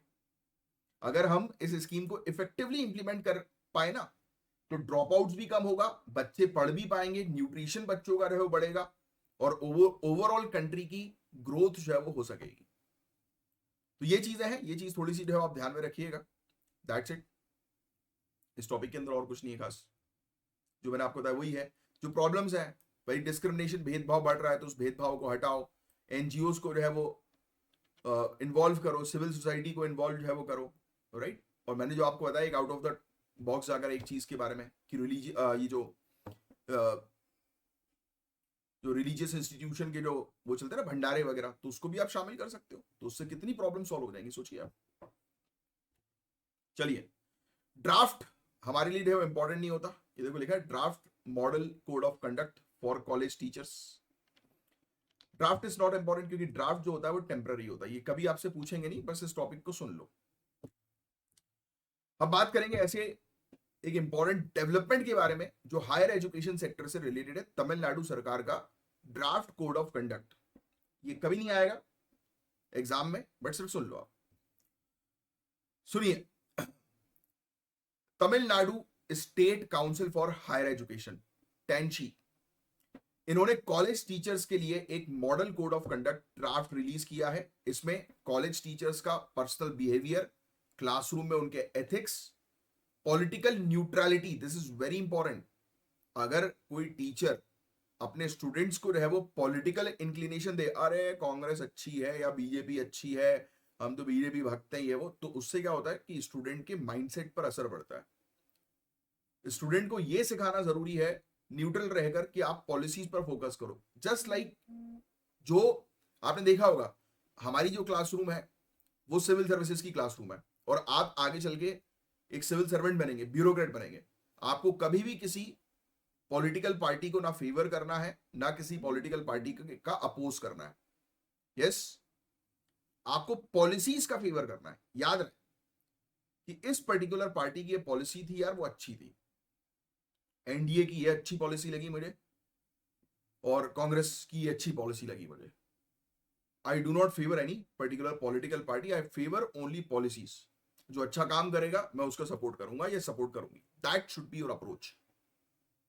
और यही चीज यहां पर सिखाने पर फोकस है वो किया जा रहा है। ये देखो, आप लिखने की जरूरत नहीं, इस टॉपिक में कुछ मत लिखना है ना, ये बस सिखाने के लिए ये लेकर आए हैं, बस एक नया रूल्स गाइडलाइंस टाइप की जो है वो लेकर आए, और इसी को बस आप समझ लो, और कुछ नहीं है इस टॉपिक के अंदर। कोड ऑफ कंडक्ट एक प्रैक्टिकल फ्रेमवर्क होता है जिसमें क्लियर रूल्स और बिहेवियर्स होते हैं, यानी कि उनको एक पर्चा पकड़ा दिया जाएगा गाइडलाइन का कि भैया देखो ये चीजें ध्यान में रखनी है आपको। जैसे कि जब एक आप आईएएस अधिकारी बनेंगे या आईपीएस बनेंगे या एसपी, जो भी एसडीएम, आपको भी पता होगा कि ये आपके प्रोटोकॉल से ये आपको फॉलो करना है भैया। इन जगहों पे नहीं आना है आपको, है शोभा नहीं देगा कि एक कलेक्टर जो है वो जाकर पब में जो है वो नाच रहा है, ये शोभा नहीं देगा। अच्छा लगेगा देखकर। इसलिए जब आप ब्यूरोक्रेट बनते हो ना, तो आपका एक जो कार्डर होता है उसमें आपकी अलग अलग व्यवस्था होती है। आपका बंगला होता है, राइट, आपको आपका अलग जिम होता है, राइट, जहां पर आप सभी लोग जाओगे, राइट, अलग अलग ब्यूरोक्रेट जाकर मिलोगे। हैं, क्यों सेपरेट किया जाता है? बिकॉज कि अगर एक स्टेट अथॉरिटी ही जाकर हरकतें करे तो कितना गलत लगे। कभी नहीं देखोगे आप। इवन मैं ब्यूरोक्रेट्स के साथ जो है बैठता हूँ, या तो हम लोग प्राइवेट फार्म में बैठते हैं, फार्म हाउस पार्टीज होती हैं, या फिर हम लोग की मीटिंग जो होती है वो बिल्कुल सरकारी, या तो डिपार्टमेंट, मतलब आउट ऑफ द बॉक्स जाके हम लोग जो है वो मीटिंग करते हैं, नहीं कि आउट ऑफ द प्लेटफॉर्म निकल के, राइट। तो क्योंकि वो जरूरी होता है, क्योंकि वो प्रोटोकॉल्स के दायरे में नहीं आता, क्योंकि आप अपने ऑफिस में हो तो आप ऑब्वियसली बात है कि ऑफिस से रिलेटेड ही काम करोगे। उसके बाहर जब आप निकलते हो तो आपको एक पर्सनल प्राइवेट स्पेस जो है वो चाहिए रहती है। और वैसे जब आप बनोगे तो आपको ये सब चीजें समझ में आएंगी, राइट। कि जैसे रेगुलर रेस्टोरेंट्स वगैरह जो होते हैं ना, जहां पर कॉमन मैन जनरली पाए जाते हैं, तो वहां पर कभी आपको ब्यूरोक्रेट्स जनरली नहीं दिखेंगे। कभी कभी हो सकता है कि वो फैमिली मेंबर के साथ आ गए, थोड़ी देर के लिए मिल लिए, मुस्कुरा लिए, है, गिफ्ट विफ्ट दे दिया किसी को, लो भाई फूल, हैप्पी बर्थडे टू यू, और निकल गए। ये होता है। बट आपको रेगुलर कभी कोई एक बड़ा अधिकारी कहीं बैठा हुआ नहीं दिखेगा आपको ऐसे नॉर्मल से रेस्टोरेंट में। आप खुद सोचिएगा, बड़े अधिकारी की बात कर रहा हूं मैं, है ना, तो समझ सकते हो, राइट। तो आप लोग तो यही चीज है कि ये आपको पर्चे मिलेंगे, गाइडलाइंस मिलेंगी कि भाई ये चीजें आपको फॉलो करनी। यही कर रहे हैं लोग तमिलनाडु में। टीचर, कॉलेज टीचर्स को बोल रहे हैं कि भैया ये तुम्हारी गाइडलाइंस है, ये इस पर थोड़ा ध्यान में रखो। बच्चों के साथ कम्युनिकेशन इस प्रकार का होना चाहिए, आपका बदतमीजी नहीं होनी चाहिए, क्योंकि बच्चा आपसे देखकर जो है वो इंस्पायर होगा, सीखेगा। क्योंकि टीचर्स जो होते हैं बेसिकली ये स्टूडेंट्स के लिए जो है वो एक वो रहते हैं रोल मॉडल, कि नहीं यार जो ये उनको गाइड कर रहा है, right, are you getting this. और वही अगर अतरंगी निकले तो बच्चों का क्या होगा, समझ रहे हो? The point is this, code of conduct, code of ethics. Ethics broader और वैल्यू बेस्ड होता है, जहां मॉरल प्रिंसिपल्स जो है वो डिफाइन होता है। देखो लिखा ना, code of ethics, second point. Code of ethics जरूरी होता है मॉरल प्रिंसिपल्स के ऊपर, कि टीचर जो है वो सिखाए भाई कि हेल्पिंग इज गुड, हेल्प करो लोगों की, राइट। अब देखो, मेरा कॉन्सेप्ट थोड़ा सा अलग होता है। मैं बिल्कुल ही आपको हेल्प करने के लिए जो है वो नहीं कहता हूं। आपने कब देखा होगा, मैं थोड़ा सा सेल्फिश मोड पे जो है वो आपको लेके जाता हूं, क्योंकि आपको सेल्फिश बनना पड़ेगा अगर आपको तरक्की करनी है तो लाइफ में। फिर उसके बाद अपने इनकम का एक पर्टिकुलर हिस्सा जो है वो रखो, एक पर्टिकुलर हिस्सा, कि भाई ये मुझे जो है वो डोनेशन के लिए देना है, या इससे मुझे जो है वो लोगों की हेल्प करनी है। और पर्सनली अगर किसी की हेल्प करनी है, फॉर एग्जाम्पल कि आपके कोई खास दोस्त आपके पास आ जाए और आपको बोले कि यार मुझे पैसे की बहुत जरूरत है यार, मुझे 20 लाख रुपए चाहिए, आपके पास रखें 20 लाख रुपए, वो दे के भूल जाना। या फिर मेरा कहना है कि पैसा लोगों को उतना ही दो जितना दे के आप भूल सको, वरना मत दो, है ना। वरना मना कर दो कि भाई नहीं हो पाएगा यार, सॉरी, मैं पैसा वैसा देने में बिलीव नहीं करता हूं, उसके अलावा कुछ और चीज बोल दे। या सबसे अच्छी चीज, सबसे अच्छी लाइन मैं आपको बताता हूं, अगर आपको बचना है तो, पंडित ने मना किया है यार अभी पैसा, इस साल तो पंडित ने बिल्कुल स्ट्रिक्टली मना करके रखा है कि मैं किसी को पैसा नहीं दे सकता, जिसको दूंगा उसकी अकाल मृत्यु हो जाएगी। सामने वाला बंदा पैसे नहीं लेगा, क्योंकि हमारे यहाँ ये चीज है, अंधविश्वास और ये सब चीजें बहुत है। तो किसी को कोई मांगे ना, मना मत करो। क्यों क्यों मना करना, क्यों यूनिवर्स को, लॉ ऑफ अट्रैक्शन को क्यों ये बताना कि तुम्हारी जेब में पैसा नहीं है। लोगों को बोलो पैसा है भाई, पर दे नहीं पाऊंगा। पंडित जी ने कहा है स्ट्रिक्टली कि जिसको पैसा दूंगा उसकी अकाल मृत्यु हो जाएगी, उसके परिवार में किसी की अकाल मृत्यु हो जाएगी। वो भैया हाथ जोड़ेगा, नहीं नहीं भाई किसी और से करवा दे यार। ट्रिक मुझसे पूछा करो कहीं फंसो तो, मेरे पास भयानक ट्रिक्स है भाई। इसी को तो कहते हैं डिप्लोमेसी, वो धीरे धीरे करके आप भी सीख जाओगे। बट हाँ, वाकई में कोई जरूरतमंद है तो उसको दे दो, बट भूल जाना फिर, है ना। ये उम्मीद ही मत करना कि आपके से रिटर्न आए। ये जो उम्मीद होती है ना, ये दुश्मनी कराती है। आपने सुना होगा कि पैसा जो है वो दुश्मनी करा रहे, because of this only. Teachers को क्या कहा गया है, आओ देख लेते हैं यार। हाँ, कहा गया कि टीचर्स अपने प्राइवेट अफेयर्स, पर्सनल अफेयर्स ऐसे मैनेज करें कि प्रोफेशन की डिग्निटी बनी रहे। अब पता लगे टीचर जो है वो अपनी बीवी से झगड़ा करके आ गया है कॉलेज, दिमाग में उसके बीवी का गुस्सा है, एक बच्चे को देख के कूट दिया उसने कि ले तेरी। तो दिस इज रॉन्ग ना। जो भी आपके पर्सनल लाइफ में चल रहा है उसको आप वो मत करो। पता लगे टीचर बैठा गुस्से में, दिमाग में जो हुआ है कि आज चाय में इसने जहर मिलाया लगता है मुझे, इतनी खराब चाय दी है? टीचर गुस्से में बैठा हुआ है, बच्चे की कॉपी आई है, 0 दूंगा इसको तो मैं आज, क्रॉस। गलत है ना भाई, दिस इज रॉन्ग। उससे सामने वाले का करियर खराब हो सकता है। जो बेचारा स्टूडेंट अच्छा उसने आंसर लिखा है, उसके आंसर में जो उसने लिख दिया कि T is bad for health. Bad for health, इसको मेरी बीवी ने भेजा है। सोशल मीडिया का मिसयूज ना हो, हेट कंटेंट या इंस्टीट्यूशन की इमेज को डैमेज ना करें। होता है कई बार टीचर ही बोलते हैं जैसे कि एम्प्लॉयर ने सैलरी काट ली तो गुस्सा कर रहा है, स्टूडेंट को बता रहा है कि बेकार इंस्टीट्यूशन है, आप पैसा वैसा नहीं मिलता हम लोग को यहाँ पे। दिस इज रॉन्ग भाई। उससे गलत इंपैक्ट पड़ता है, इंस्टीट्यूशन पे गलत इंपैक्ट पड़ता है, ओवरऑल एजुकेशन पे गलत इंपैक्ट पड़ता है। टीचर स्टूडेंट का रिलेशनशिप देखो, यहाँ पर डिग्निटी मेंटेन होनी चाहिए, है ना, एक रिस्पेक्ट होनी चाहिए, कोई बायस ना हो जेंडर, कास्ट, रिलीजन के आधार पर कि टीचर ने देखा अच्छा ये बच्चा इस कास्ट का है, अरे तुम तो हमारे फेवरेट हो, तुम आओ। बाकी दूसरे बेचारे बच्चे बैठे हुए देख रहे हैं कि सर तो हमें कभी बुला ही नहीं रहे, इसी पे ऊपर ही ध्यान देते हैं। फेवरेटिज्म नहीं होना चाहिए टीचर्स के लिए, सब स्टूडेंट एक बराबर हो, फेवरेटिज्म नहीं होना चाहिए। दैट इज बैड, क्योंकि वो दूसरे स्टूडेंट्स के मेंटल हेल्थ को जो है वो डिस्टर्ब करता है। कॉन्फिडेंशियलिटी, स्टूडेंट की डेटा इंश्योर हो, और इवन कौन स्टूडेंट है, उसकी क्या प्रॉब्लम्स है, वो कभी भी टीचर किसी के सामने लीक ना करे। कई बार ऐसा होता है, कई बार teachers use to do mistakes, वो वो सभी स्टूडेंट के सामने एक एक पर्टिकुलर बच्चे को खड़ा करके उसको उसकी बेइज्जती कर देते हैं, यानी कि भरी क्लास में उसको बेचारे को नंगा कर देते हैं एक प्रकार से। मतलब जो भी उसने पर्सनल बात अपनी बताई हो, पर्सनल प्रॉब्लम्स बताई हो, सबके सामने टीचर डिस्क्लोज कर देता है नाम लेके। करनी चाहिए, जैसे मैं भी एग्जांपल से तो अपने स्टूडेंट्स के कि उनसे ये गलती हो गई, ऐसा नहीं करना चाहिए था, ये नहीं करना चाहिए था, क्योंकि हम ऑब्जर्व करते हैं। बट दैट डजंट मीन कि उसका नाम लो, उसकी खुद की डिग्निटी, आइडेंटिटी है।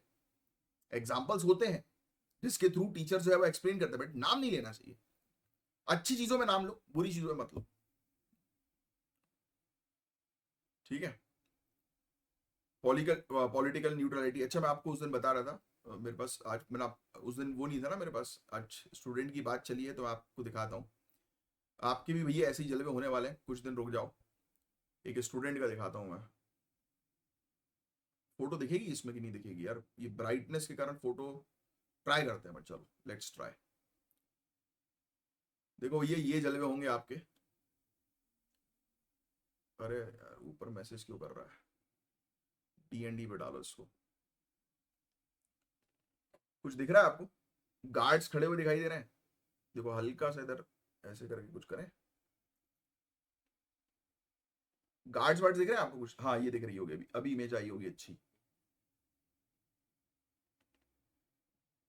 चलो कोई बात नहीं, देखो साइड में देखो, अभी देखो ब्लैक ब्लैक कलर की ड्रेस में गार्ड्स दिख रहे होंगे, और एक पुलिस की वर्दी में एक ऑफिसर दिख रहा होगा, उसके बगल में एक और व्यक्ति है। नहीं दिख रहा शायद यार, इसको ब्राइटनेस कम करूं क्या? ब्राइटनेस 0 करता हूँ तो शायद दिख जाए। हाँ हाँ हाँ हाँ हाँ हाँ, अब दिख रहा है, अब दिख रहा है, अब दिख रहा है। देखा आपको, ये बीच में जो खड़ा हुआ है वो है अक्षय पांडे। इसने भी उस दिन फोटो भेजी थी मुझे कि सर बढ़िया चल रहा है, मजा आ रहा है। मस्त है यार। यही जलवे आपके होंगे कुछ समय में, देखते जाओ बस। टीचर्स को जो है वो नहीं करना चाहिए भाई बच्चों को। अगर कोई टीचर जो है वो किसी पर्टिकुलर पॉलिटिकल पार्टी से इन्वॉल्व है तो उसने देखा कि अरे अपनी क्लासरूम में तो 50 बच्चे हैं, या देख रहा है ऑनलाइन जो है वो उसकी फॉलोइंग बहुत अच्छी है, तो उसने बोला कि इसी को वोट दीजिए आप सभी लोग। दिस इज रॉन्ग ना यार। डिस्क्रिमिनेशन ये तो बहुत बेसिक सी चीज है और कुछ नहीं है इस टॉपिक के अंदर ऐसा कुछ पढ़ने वाला। ठीक है, बस यही चीज है कि इंस्टीट्यूशन को, कोड को लोकल कॉन्टेक्स्ट में अडाप्ट करना होगा। रेगुलर ट्रेनिंग होनी चाहिए, वर्कशॉप होने चाहिए, टीचर्स की ट्रेनिंग होनी चाहिए, एथिकल ट्रेनिंग होनी चाहिए, सीनियर फैकल्टी को रोल मॉडल बनना होगा, एथिक्स कमिटीज बनानी चाहिए जिससे कि कोई उल्लंघन कर रहा है तो उसको पकड़ा जा सके, राइट। या ग्रे एरियाज, जो एरियाज छूट गए हैं उसको आइडेंटिफाई किया जा सके। तो यही चीज है बस, और कुछ। तो एक ये ड्राफ्ट था कि टीचर जो है वो सही तरीके से जो है वो काम करें भाई, अपने एथिक्स को जो है वो मेंटेन रखें, जिससे कि स्टूडेंट की ओवरऑल ग्रोथ और डेवलपमेंट जो है वो हो सके। That's it, nothing. ठीक है, अब नेक्स्ट टॉपिक की तरफ हम लोग आते हैं। फूड एंड एग्रीकल्चर ऑर्गेनाइजेशन की ये रिपोर्ट है, लिख लो। हम डिस्कस करने वाले हैं youth employment in agri food system. Food and agriculture organisation की जुलाई 2025 की रिपोर्ट में हाईलाइट किया गया, क्योंकि एग्रीकल्चर सेक्टर में युवाओं को जो है वो इन्वॉल्व करना बहुत ज्यादा जरूरी है एग्रीकल्चर सेक्टर की ग्रोथ के लिए। तो फूड एंड एग्रीकल्चर ऑर्गेनाइजेशन ने 3 जुलाई 2025 को एक रिपोर्ट पब्लिश की, status of youth in agri food systems report, लिख लेना। ये लिखो, ये किसकी रिपोर्ट है? FAO, food and agriculture organisation की ये रिपोर्ट है। अब रिपोर्ट के अंदर क्या चीज हाईलाइट हुई? 15 से 24 साल के 20% से ज्यादा पूरे दुनिया भर के यूथ नीड कैटेगरी में है, नॉट इन एम्प्लॉयमेंट, एजुकेशन और ट्रेनिंग, राइट। तो ये चीज लिखिएगा, नीट वाला, नीट नहीं एग्जामिनेशन वाला, ये नॉट इन एजुकेशन, एम्प्लॉयमेंट और ट्रेनिंग, इस कैटेगरी में है। सोचिए आप, 15 से 24 साल के 20% युवा पूरे दुनिया भर के, लिखिए ये बहुत इंपॉर्टेंट है, मेंस में भी लिख सकते हो आप। पूरे दुनिया भर के सोचो आप, 100 बच्चों में से पूरे दुनिया भर में, यानी कि पूरे दुनिया भर में से 100 बच्चे आपने ले लिए, उनमें से 20 बच्चे आपको ऐसे मिलेंगे जिनकी उम्र 15 से 24 साल की है। उनके पास ना कोई जॉब है, ना कोई प्रॉपर एजुकेशन है, ना कोई उनको ट्रेनिंग दी जा रही है, राइट। और महिलाएं जो है वो बुरी तरह से जो है अफेक्टेड है, इसमें भी महिलाओं का रेशियो जो है वो ज्यादा है। और अगर युवाओं को एग्री फूड सिस्टम में शामिल किया जाए तो पूरे दुनिया भर की जीडीपी में 1.4% की ग्रोथ जो है वो हो सकती है, राइट।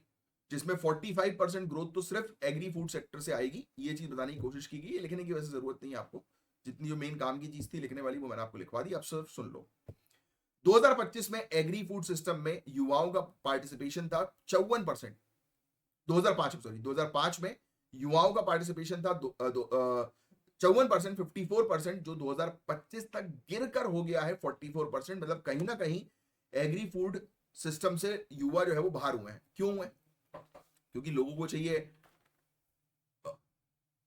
एग्रीकल्चर में स्कोप नहीं दिख रहा लोगों को, लोग सोच रहे हैं क्या खेती किसानी करें, किसी को बोलेंगे खेती किसानी करते हो तो लोग बुरा मानेंगे। भैया, एक एक्स IAS ऑफिसर के पुत्र हैं मेरे, बहुत खास दोस्त, बहुत खास। वो आज की डेट में अपनी 2.25 लाख रुपए की नौकरी, 2.25 लाख रुपए महीने की नौकरी छोड़कर, समझ रहे हो आप, कोई व्यक्ति 2.25 लाख रुपए महीने की नौकरी, 2.25 लाख बहुत होता है कि आप कंफर्ट से जी सकते हो, वो छोड़कर एग्रीकल्चर सेक्टर में अपना स्टार्टअप शुरू किया उनने। और touchwood, he is growing a lot, मतलब, और वो बहुत तगड़े तरीके से ग्रो कर पाएंगे। अभी तो नहीं आ रहा उतना इनकम वगैरह comparative to 2.25 lakh, but he told me कि अगले 2 साल में 5 करोड़ रुपए तैयार करके दूंगा। 5 करोड़, ये होता है माइंडसेट। और कैसे? एग्रीकल्चर के थ्रू। वहां पर डेयरी फार्मिंग भी शुरू हो रही है, बहुत सारी चीजें वहां पर वो जो है वो शुरू कर रहे हैं। करीब 7 एकड़ का उनका एक लैंड है जिस पर वो पूरा काम कर रहे हैं। उसको पूरा इन्होंने अभी मुझे इनवाइट भी किया था उन्होंने, but due too busy schedule में जा नहीं पाया। दिल्ली बुलाया था उन्होंने, उनकी मीटिंग थी दिल्ली में। ये जो स्टार्टअप इंडिया है ना, तो उनके जो सीईओ हैं उनके साथ मीटिंग थी। तो उस समय उन्होंने मुझे वहां पर बुलाया था कि यार तू भी चल, मजा आएगा, कुछ कंट्रीब्यूशन तेरी तरफ से भी हो जाएगा और मिलने को मिल जाएंगे अच्छे लोग, मीटिंग हो जाएगी। तो सोच रहे हो आप, तो जिन लोगों को पता है कि इस सेक्टर में कितनी ग्रोथ है, कितनी कमाई है, they are moving towards that. But common mindset कि कैसे बोलेंगे कि खेती किसानी कर रहा है, लोगों को पैसा दिखना चाहिए भाई। यही तो लोग गलती करते हैं। 30,000 की नौकरी करेंगे बैठ के एक कंपनी के अंदर एसी में, और अपने आप को समझेंगे अरे वाह। वहीं चाउमीन ठेला लगाने वाला व्यक्ति महीने के लाख रुपए कमा रहा है। कभी कोई काम छोटा नहीं होता, बड़ा नहीं होता। जेब में पैसा जो होता है ना, वो दिखना चाहिए बस, कि आप कमा कितना रहे हो। It is very important. तो यही गलती हुई। मैं आपको क्यों ये चीज एक्सप्लेन कर रहा हूं, क्योंकि ये गलती है। जहां 54% युवा इन्वॉल्व था 2005 में, वहां गिरकर 44% क्यों हो गया? माइंडसेट।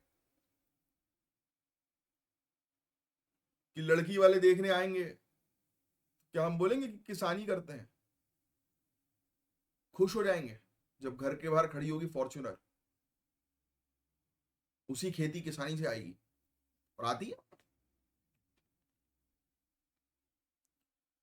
अडल्ट पार्टिसिपेशन अब भी 38% है। क्लियरली यूथ रैपिडली जो है वो डिसएंगेज कर रहा है, देख सकते हो आप आंकड़ों में। और डिसएंगेज करने की वजह सिर्फ यही है कि लोग क्या सोचेंगे। इसलिए तो लोग मर जाते हैं, इसलिए तो लोग मर मतलब बेवकूफ बन जाते हैं इस सोसाइटी के चक्कर में। जिसके पास माइंडसेट है वो इंसान किसी और की गुलामी कर रहा होता है। आज के समय में 54% युवा अर्बन एरियाज में रहते हैं, लेकिन इंडस्ट्रियल एग्री फूड सेटिंग में रूरल युवा सिर्फ 5% के आसपास है। और जो समझदार है वहां पर इन्वेस्टमेंट कर रहे हैं। सोचो आप भाई, 2.25 लाख की नौकरी छोड़कर एक व्यक्ति खेती किसानी के बिजनेस में इन्वॉल्व हो गया, तो कहीं ना कहीं सोच समझ के हुआ। और वो भी उनके पिताजी खुद आईएएस ऑफिसर रह चुके हैं, कलेक्टर रह चुके हैं मेरे ख्याल से। सागर सागर डिस्ट्रिक्ट में कलेक्टर थे वो। सिवनी सिवनी सिवनी डिस्ट्रिक्ट में। तो ये चीज है भाई। अगर सिर्फ देखो ये वाली चीज, देखो आप क्या लिखा है यहां पर। हमने अगर इस नीट के स्टेटस को not in education employment training, है ना, नीट ये वाला नीट नहीं है ये, समझ में आ गया ना किस नीट की बात हो रही है। तो अगर 20 से 24 एज की ग्रुप के नीट युवाओं को हमने एंगेज कर लिया ना, $1.5 ट्रिलियन का एडिशन हो सकता है पूरे दुनिया भर की इकोनॉमी में। देखो क्लियरली लिखा है, agri food sector alone can drive nearly half of that growth. क्योंकि एग्री फूड सेक्टर में बहुत फायदा है भाई। क्योंकि मैं देख रहा हूं जो मेरे मित्र हैं वो आज की रेट में प्रोडक्शन कर रहे हैं। नेक्स्ट उनका प्लान होगा प्रोसेसिंग करना फूड की, फिर नेक्स्ट एक्सपोर्ट। तो there should be a clear vision. अगर कमाना है तो उसके लिए क्लियर विजन होना चाहिए। सिविल सर्विसेज की तैयारी कर रहे हो, एग्जाम क्वालिफाई कर रहे हो, तो there should be a clear vision, तब तैयारी अच्छी होती है। सोचने वाली बात है, इतना पोटेंशियल होने के बाद भी युवा दूर क्यों जा रहे हैं एग्रीकल्चर से? क्या सोचने वाली बात है? कुछ सोचने वाली बात नहीं है, बेवकूफ बन रहा है। लोगों को दूसरों की गुलामी करना पसंद है? कि लड़की वाले आएंगे पूछेंगे लड़का क्या करता है, हम थोड़ा बोलेंगे किसान है। यही तो मेंटेलिटी खराब हो गई आज की डेट में लोगों की, और ये पिक्चरों ने मेंटेलिटी खराब कर दी है। और इसके अलावा ये समाज ने है, खुद का ठेला चला लोगे ना तो उसमें ज्यादा कमाई है। खुद के बिजनेस में लोग ये चीज नहीं समझते हैं। सोचते हैं कि नहीं, हम तो बताएंगे कि अमेजोन में जॉब चल रही है भाई। कितने कमा रहे हो कॉल सेंटर में, उसके कितने कमाई? 40,000 रुपए। और वहीं एक चाउमीन ठेला लगाने वाला एक महीने के 1 लाख रुपए दे रहा है, ले रहा है। और आने वाले समय में उसकी फ्रेंचाइजी खोल देगा वो, एक छोटी सी ठेले से दुकान खोल देगा। ऐसे हैं बड़े बड़े एग्जाम्पल्स। 395 मिलियन युवा उन रीजन्स में है जहां क्लाइमेट शॉक्स और एक्सट्रीम वेदर ज्यादा आते हैं, एग्रीकल्चर प्रोडक्टिविटी डाउन होने का रिस्क हाई होता है। बट अगर आप प्रॉपर काम करो, जिस क्षेत्र में क्लाइमेट का इश्यूज है, यही तो क्लाइमेट रेजिलियंट क्रॉप्स होते हैं जिन पर काम करना जरूरी है। आइडिया चेंज करो ना, उसके लिए चाहिए थोड़ी नॉलेज, थोड़ा ज्ञान, थोड़ी पढ़ाई। जिन मेरे मेरे मित्र की बात कर रहा हूँ, आईटी सेक्टर में थे, उन्होंने एग्रीकल्चर सेक्टर में जब उन्होंने शिफ्ट किया, उससे पहले उसकी पढ़ाई कर ली, और अभी भी पढ़ते हैं वो, एआई को इन्वॉल्व कर रहे हैं अपनी पूरी चीज में, अपने प्रोडक्शन में। तो दिस कम्स, जब एजुकेशन होता है तब ये चीज आती है। बट एजुकेशन होने के बावजूद जब लोग समाज को देखकर गलती करते हैं ना, वो सबसे बड़ी बेवकूफी होती है, और जो हो रही है आज की डेट में। 2014 से 16 में फूड इनसिक्योरिटी रेट 16.7% था, 21 से 23 में बढ़कर ये 24.4% हो गया, because of climate changes. Come wages हैं, स्किल डेवलपमेंट की कमी है, इनसिक्योरिटी है जॉब्स में। स्किल्स डेवलप करो, किसी भी चीज को करने से पहले उसके बारे में पूरा पढ़ो, उसकी जानकारी लो, स्ट्रेटजीज बनाओ, प्लान बनाओ, फिर उसके बाद उसमें घुसो। और सिविल सर्विसेज भी यही, इसकी भी यही रिक्वायरमेंट होती है कि आप इसमें घुसने से पहले प्रीवियस ईयर क्वेश्चन पेपर देखो, सिलेबस देखो, कौन से कोर्सेज अवेलेबल हैं वो देखो। प्लान बना रहे हो 2 साल में आईएएस बनना है, तो वो प्लानिंग प्रॉपर होनी चाहिए ना भाई। 2 साल में आईएएस बनने का प्लान जो है वो तैयार कर रहे हो और काम कर ही नहीं रहे हो, उसमें मेहनत ही नहीं कर रहे हो, किसी ने फोन किया कि चला पार्टी में पहुंच गए, तो कहां से निकलेगा। एग्री फूड इंडस्ट्री में जाना है तो आपको डेटा कलेक्ट करना बहुत जरूरी है, data is very important, AI के साथ उसको लिंक करना बहुत जरूरी है। तो बस यही था इस टॉपिक के अंदर, इसमें बस यही एक्सप्लेनेशन जो है वो दिया है कि एग्री फूड सेक्टर से जो है वो लोग जो है वो बाहर हो रहे हैं, तो उनको इन्वॉल्व करना जो है वो जरूरी है। I think you got the points. Next वाला टॉपिक भी सुनने वाला है ज्यादातर टॉपिक, बट इसमें एक चीज जो है वो लिखने वाली है, वो है सी फ्लड प्लेटफॉर्म वाला टॉपिक। सी फ्लड प्लेटफॉर्म, तो ये लिख लो आप। और ये इंडिया का पहला इंटीग्रेटेड फ्लड फोरकास्ट सिस्टम है, जो बहुत जरूरी है हमारे लिए डिजास्टर मैनेजमेंट के पॉइंट ऑफ व्यू से। तो हम जो बात करेंगे वो एक लेटेस्ट गवर्नमेंट इनिशिएटिव की, जो डिजास्टर मैनेजमेंट और टेक्नोलॉजी बेस्ड गवर्नेंस दोनों का बेस्ट एग्जांपल है, सी फ्लड प्लेटफॉर्म। पहला पॉइंट ये लिख लो, सी फ्लड प्लेटफॉर्म, सी फ्लड प्लेटफॉर्म, सी फ्लड प्लेटफॉर्म। इंडिया का पहला web based flood forecasting system, web based flood forecasting system, ऐसा लिखो आप। वेब आधारित बाढ़ जल भराव पूर्वानुमान प्लेटफॉर्म।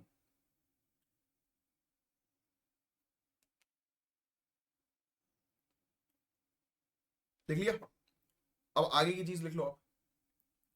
यूनियन जल शक्ति मिनिस्टर ने लॉन्च किया, यानी कि जल शक्ति मिनिस्ट्री लॉन्च दिस इनिशिएटिव, लिख लेना, जल शक्ति मिनिस्ट्री लॉन्च दिस इनिशिएटिव। इस इनिशिएटिव को जल शक्ति मिनिस्ट्री ने लॉन्च किया, जल शक्ति मंत्रालय।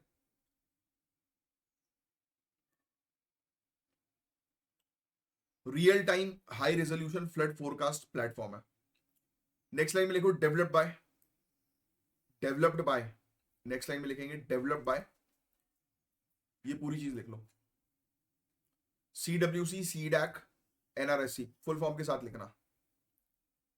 Central water commission, centre for development of advanced computing, NRSC, national remote sensing centre.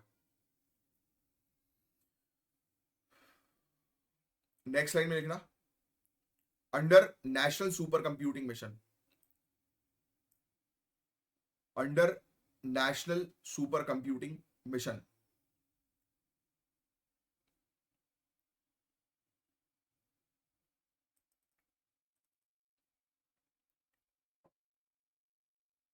National super computing mission जहां पे लिखा है वहां पे ब्रैकेट में मीटीओ डीएसटी लिख लो, मीटीओ डीएसटी लिख लो, फुल फॉर्म के साथ लिखना है, जिसको इसका फुल फॉर्म नहीं पता, ठीक है ना, पता लगे मीटी लिख लो, फिर सोचते रहो कि क्या था यार ये मीटी, कहीं मिट्टी की बात तो नहीं हो रही है। Full form is very important. Full form पता है तो मीटी लिख लो, डीएसटी लिख लो। अगर फुल फॉर्म पता है तो शॉर्ट फॉर्म लिखो, वरना फुल फॉर्म ही लिखना है।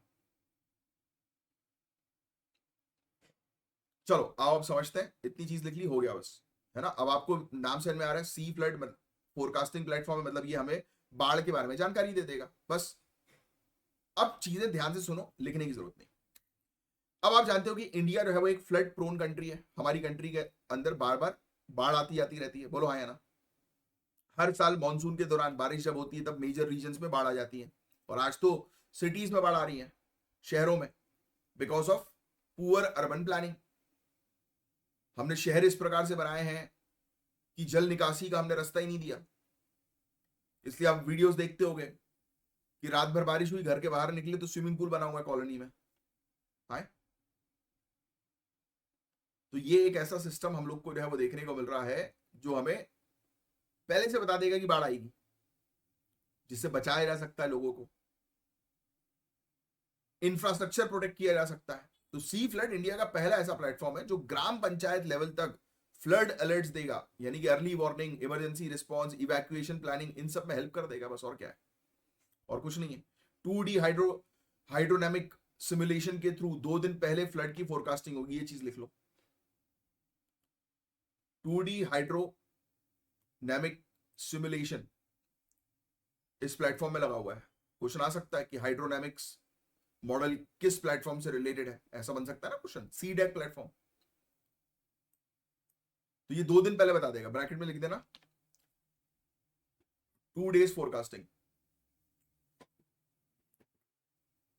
पानी का लेवल कितना बढ़ेगा, कितना पानी फंस सकता है, उसकी पूरी इंफॉर्मेशन दे देगा। महानदी, गोदावरी, तापी नदी पे ये मॉडल्स हम लोग को देखने को मिलेंगे, राइट। तो ये देखो लिखा हुआ है गोदावरी तापी बेसिन मॉडल्स, ये डेवलप किए गए हैं एनआरएससी के तहत, ठीक है। रियल टाइम लिंक्स जो है वो प्रोवाइड कर दी जाएगी। फ्यूचर प्लान यही है कि इसको national disaster emergency management portal में भी जो है वो लिंक कर दिया जाएगा। तो ये लिखने की जरूरत नहीं, that is not important. Initially 3 major basin पर टारगेट कर रहे हैं, ये लिख लेना, महानदी, ये सॉरी, इनिशियली 3 मेजर बेसिन पर काम किया जा रहा है, महानदी, गोदावरी और तापी, ये लिख लो।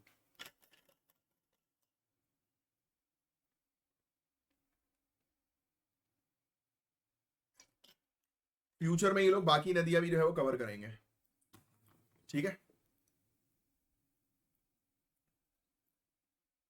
डिजास्टर प्रिपेयर करने में हेल्प मिलेगी, अर्ली वार्निंग में हेल्प मिलेगी, रियल टाइम डेटा जो है वो पता लगेगा आपको, जिससे कि आप बेटर तरीके से मैनेज जो है वो कर पाओगे। इसलिए ये सब मिनिस्ट्रीज इसके अंदर इन्वॉल्व है, मीटी इन्वॉल्व है, राइट, मॉनिटर करने के लिए। डीएसटी इन्वॉल्व है, साइंस एंड टेक्नोलॉजी वाली डिपार्टमेंट। तो ये एक फ्यूचरिस्टिक स्टेप है, इंडिया के डिजास्टर प्रिपेयर्डनेस मैकेनिज्म को नेक्स्ट लेवल पे ले जा सकता है। टेक्नोलॉजी, प्लानिंग और गवर्नेंस का एक परफेक्ट ब्लेंड ये हम लोग को देखने को मिल रहा है, दैट्स इट। एक और पॉइंट बस ये वाला लिख लेना कि ग्राम पंचायत लेवल तक ये काम करेगा, ठीक है, ग्राम पंचायत लेवल, बस और क्या है। 2D हाइड्रोडायनेमिक मॉडल आपने लिख ही लिया है, उसका सिमुलेशन है, बता देगा ये पहले से, ठीक है।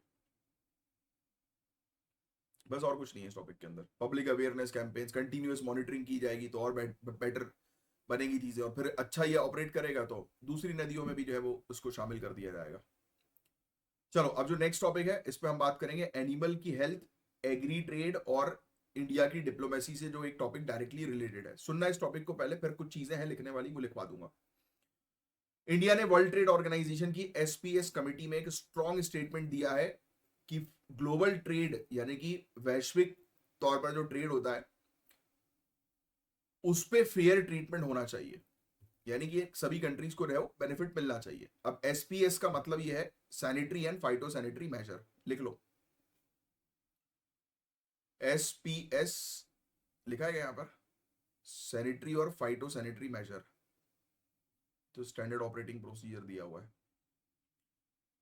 लिख लो एसपीएस सैनिटरी, स्पेलिंग बता देता हूं, SANITARY sanitary and phyto sanitary PHYTO PHYTO SANITARY measures.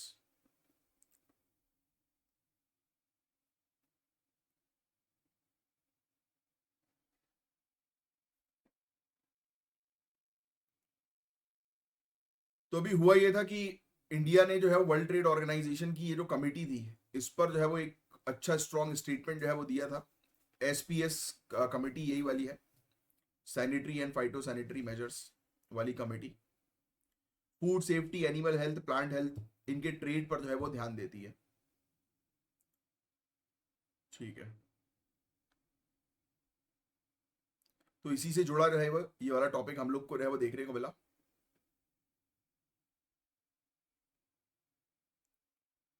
कि एनिमल हेल्थ और ट्रेड पर जो है वो ध्यान दिया जाएगा। यानी कि मैंने आपको बैकग्राउंड जो है वो थोड़ा सा जो है बताया कि कुछ समय पहले ये वाली चीज जो है वो हुई थी कि इस कमेटी में हमने बोला कि भाई सभी कंट्रीज को फेयर ट्रीटमेंट जो है वो देना जरूरी है, क्योंकि हम लोग भी जो है वो इस सेक्टर में जो है वो काफी वो करते हैं, ग्रो करना जो है वो चाहते हैं। तो हम नहीं चाहते कि कोई भी डिस्क्रिमिनेशन हो, भेदभाव हो। अब लिखो नेक्स्ट जो पॉइंट जो काम का है, इंडिया का पहला इक्वीन डिजीज फ्री कंपार्टमेंट, लिख लेना, इक्वीन रोग मुक्त परिसर, इंडिया का पहला। कहां पर है? तो ये मेरठ कंटोनमेंट उत्तर प्रदेश में है, RVC सेंटर में, रिमाउंट वेटनरी कॉप्स सेंटर में, लिख लेना। नेक्स्ट लाइन में लिख लो, ऑफिशियली इसको रिकॉग्नाइज किया है world organisation for animal health के द्वारा, अभी लेटेस्ट।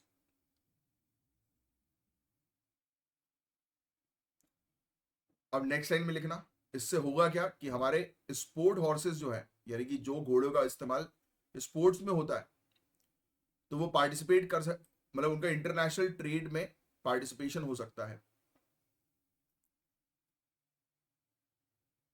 खच्चर बोलते हैं ना हम लोग, तो उनका उनके ट्रेड से जुड़ा ये टॉपिक है, जिसको जो है वो ग्लोबल लेवल पर मान्यता मिल गई है, ऑफिशियली रिकॉग्नाइज कर लिया। तो हमारे भी घोड़े जो है वो इंटरनेशनल लेवल पर इनका ट्रेड किया जा सकता है।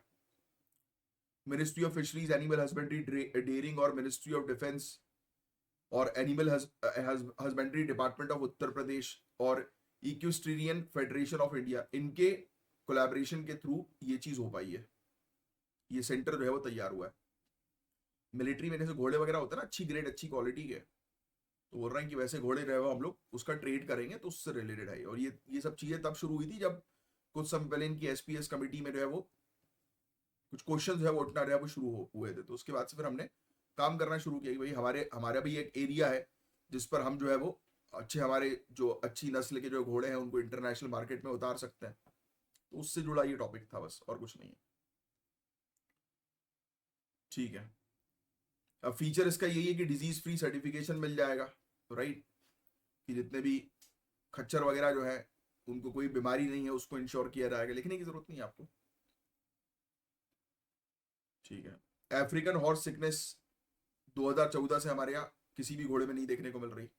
स्टैंडर्ड ऑपरेटिंग प्रोसीजर में हाइजीन मेंटेन कर रहे हैं, पेस्ट कंट्रोल मेंटेन कर रहे हैं, है ना।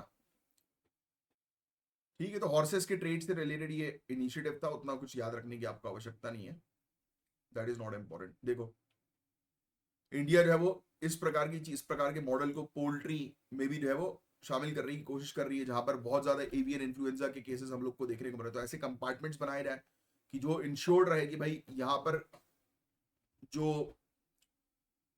बर्ड्स हैं उनको किसी प्रकार की कोई डिजीज नहीं है, कोई बीमारी नहीं है। तो यही है कि मल्टी सेक्टर कोलैबोरेशन से हो रहा है ये सब चीजें, मल्टी डिपार्टमेंट इन्वॉल्व होकर ये चीज करवा रही है, बस that's it. Variable rate reverse repo, VRRR लिख लो, variable rate reverse repo.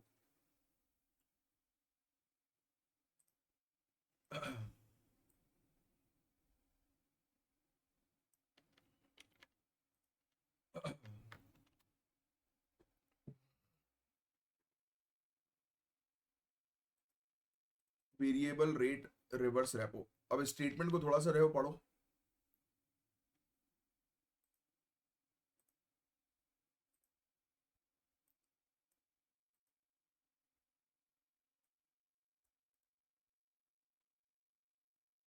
RBI का टूल है ये।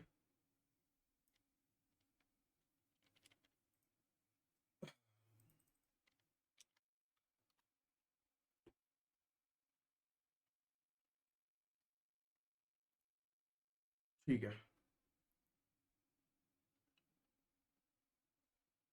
लिक्विडिटी मैनेज करने के लिए जो है वो यूज करती है आरबीआई। पहला पॉइंट लिखो, यूज्ड बाय आरबीआई। पहला पॉइंट लिखा है liquidity injection tool. Liquidity injection का मतलब क्या होता है? पैसा इकोनॉमी में इंजेक्ट करना, पैसा डालना बैंक्स के पास, यानी कि पैसा अवेलेबल होना चाहिए, मार्केट में पैसा अवेलेबल होना चाहिए। देखो आपने सुना होगा, अगर हम इंटरेस्ट रेट बढ़ा दें तो इसका मतलब क्या हुआ कि हम नहीं जा रहे हैं पैसा जो है, जैसे मॉनेटरी पॉलिसी कमेटी करती है ना, सोचिए सोचिए आप, एक बैंक है, वो अगर अपने इंटरेस्ट रेट को हाई करेगा तो क्या आप लोन लोगे बैंक से? नहीं लोगे। बट अगर बैंक का इंटरेस्ट रेट कम होगा तो आप क्या लोन लोगे? हाँ लोगे। मतलब यहां पर पैसा बाहर जा रहा है, पैसा मार्केट में छोड़ा जा रहा है। तो ये वही है, ये ऐसा टूल है जो लिक्विडिटी को मैनेज करता है कि कितना पैसा मार्केट में है, कितना नहीं है। बात समझे आप? तो पहला स्टेटमेंट जो लिखा है कि ये एक लिक्विडिटी इंजेक्शन टूल है जिसका उपयोग आरबीआई करती है, that is correct, to increase money supply in times of tight liquidity. तो नहीं, ये लिक्विडिटी एब्जॉर्प्शन टूल है, इंजेक्शन नहीं। ये वापस ले लेती है, राइट, क्योंकि रिवर्स रेपो है ये वापस लेगी, यानी कि मार्केट से पैसा उठाने का टूल है। तो ये लिखो आप पॉइंट, लिक्विडिटी मैनेज करती है। मैनेज करना इज डिफरेंट, उठाना और इंजेक्ट करना इज डिफरेंट। इंजेक्ट करना यानी कि आप पैसा डाल रहे हो मार्केट में, छोड़ रहे हो, बट आपने इंटरेस्ट रेट कम कर दिया जिससे कि मार्केट में पैसा जाए। बट आप इंटरेस्ट रेट जब बढ़ा दोगे तो आप मतलब चाह रहे हो कि मार्केट से पैसा वापस आए, या फिर आप क्या करोगे, सेविंग्स पर इंटरेस्ट रेट बढ़ा दोगे कि लोग जो है वो पैसा बैंक में डालना शुरू करते हैं। Are you getting this point? तो ये एक बेसिकली पहला पॉइंट लिख लो, लिक्विडिटी मैनेजमेंट टूल है, लिक्विडिटी को मैनेज करने का एक टूल है, उपकरण है।